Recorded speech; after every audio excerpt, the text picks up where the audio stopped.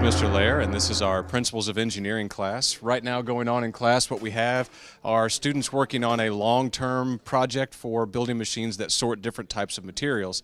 The idea being that they're supposed to be doing this for a recycling machine used in a space program, and they're at the last stages. They're trying to program the robots to work. As you can see, I'm also standing in our robotics field. This is where our robotics competitions happen. We've got several competition bots out here this year, and I get a lot of my students out of these engineering courses to compete in these competitions. In fact, our most recent competition, we actually placed in the finalist of that competition. So lots of exciting things going on in here, and it's always a lot of fun. Hi, my name's Madeline Gregory, and I go to Daviess County High School. And we've been working on our marble sorter, and through the process we've been documenting it on a web page. And on the web page, first off, we started out with brainstorming sketches where we sketched out our design, and then we all compared our designs using design matrix, and we kind of voted using the design matrix. And then after that, we just began building, and as we built our robot, we documented it on the page. And we'd always take pictures and describe what we were doing and what we planned on doing tomorrow. And as we finish up, we're going to finish these conclusion questions, and we're going to describe our experience and how we just made it work. For all of our projects, we usually start with a title page where we just say our group names and our teacher and what school we're from and how long it's been, the duration, and the class. And then we usually write our statements and constraints so that we know what guidelines we have to follow. So for example, we have to fit the whole project on a base plate, which you'll see over there. And then, like I was saying earlier, we all brainstormed, and we put pictures of our brainstorms on here and explained them so that we could all, if we needed to, we could build them. And these are mine right up here. And this is Ashland's. And this is Hunter's down here. And we ended up choosing his because his turned out to have the lowest score in the design matrix, as shown here. We came up with questions that we asked, whether or not it'd be easy to build and stuff like that. And then we'd score it on a scale of 1 to 5, 1 being good and 5 being bad. And his ended up becoming the lowest, so we chose his. And then, as we continued to build, we documented everything we had done by taking pictures, and we'd include the date so that he would know. And then we said what we would do today and what we planned on doing tomorrow. And we've done this for every single day that we have been working on this. And we also, if we changed anything, we had to include new sketches too. So yeah, that's what we've been working on. And then once we got into coding, we had to include pictures of that also. So yeah, and that's what we did yesterday.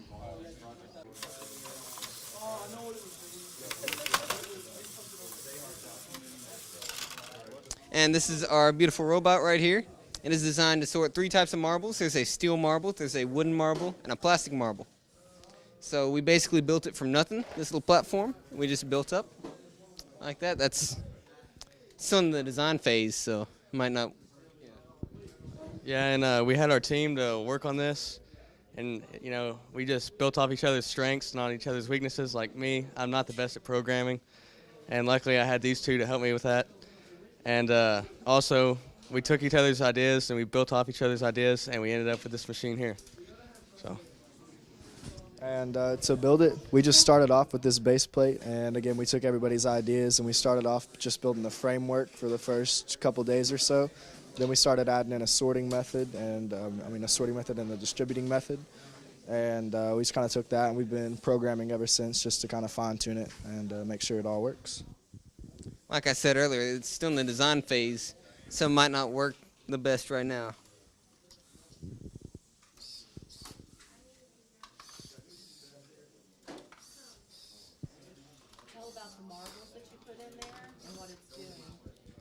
What it's attempting to do, it's attempting to sort the marbles. But as you can tell right now, it's not doing the greatest job at it.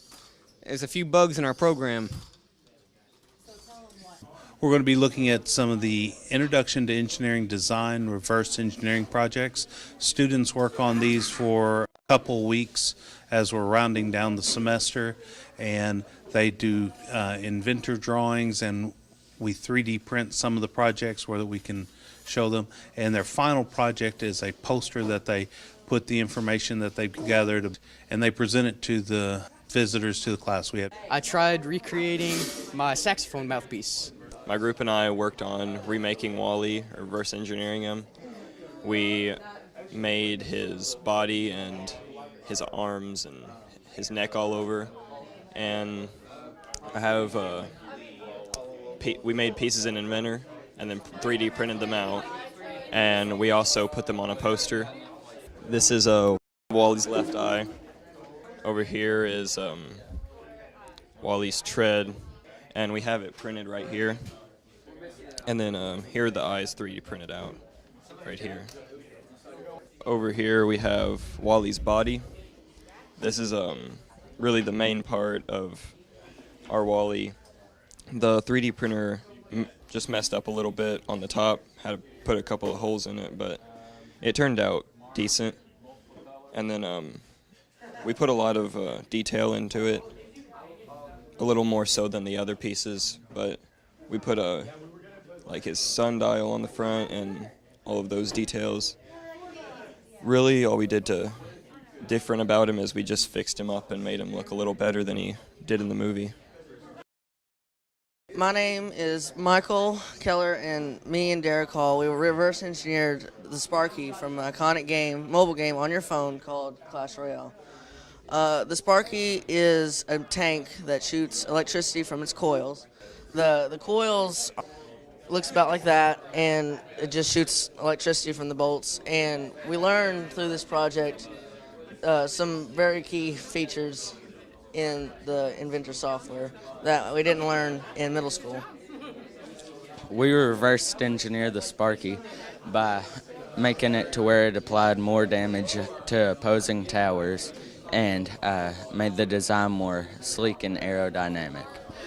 We took off extra excess weight and only made it to the bare minimum, and then we added an extra coil to the design on top of the original coil so that it applied twice as much damage. We made a model rocket of the Saturn V, which was used in the Apollo 11 missions. Our CAD drawings over here, we had to design everything, measured, took all the conversions of the real rocket and made a new rocket and designed it all in CAD. And then over 3 days, we decided to 3D print it with the 3D printer. Our project mainly revolves around the mobile game Clash Royale, which is a game that was released this past January and has since been a major success worldwide. What we did was we took one of the iconic characters, the Dark Prince, and we re-engineered his mace. The original mace is a short hand-to-hand combat weapon, but what we did was we elongated the handle and changed the spikes from pyramids to cones. Our presentation is about the Portal Cube from Portal, and it's what we reverse engineered. And basically the companion cube is it's basically what you can carry around from level to level just as a thing to have. And it's basically the most iconic piece from the game.